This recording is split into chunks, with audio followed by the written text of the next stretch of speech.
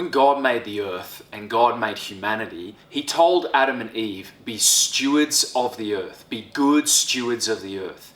We actually see this idea of being a good steward then reinforced in the actions and the words of Jesus. And then Jesus himself actually talks about his Father in stories and says, my Father is a good steward. My Father actually cares for what he's created and expects fruit from what he's created, not decline from what he's created.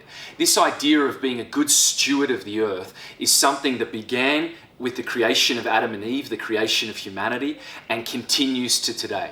Today, we are called to be good stewards of the earth. There's no doubt about it.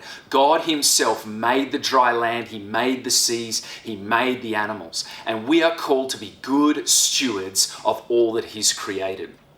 However, what has unfortunately happened is that we have taken this stewardship and even our value for creation to a little bit of a crazy place in some settings. We've taken it to a crazy place where we begin to put animals and nature on equal footing with humanity. That is not the case. God himself has said, mankind is made in my image. And he also said to Adam and Eve, you're to rule over the animals and the nature. So God himself has actually said humanity is above nature and is above the animals of the world. And that's something that we need to remember. We are not equal with animals and nature, the plants, the trees, they are not equal with us. This has gone, unfortunately, to a little bit of a crazy place in certain settings. I saw a picture the other day. It was an advertising billboard in Canada. And on this big advertising billboard, we saw a sign saying, look after the earth, only have one child.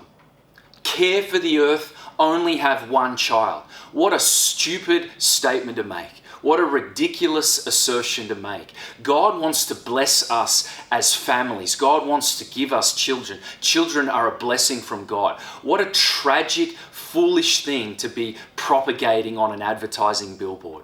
Friends, let's not be driven by emotion, by fear. Let's be people of knowledge. Let's be driven by the facts. I want to be a facts-driven person, not a fear-driven person. I do want to shout, let's care for the earth, let's steward creation well, but I don't want to go to a crazy place that's driven by emotionalism and fear.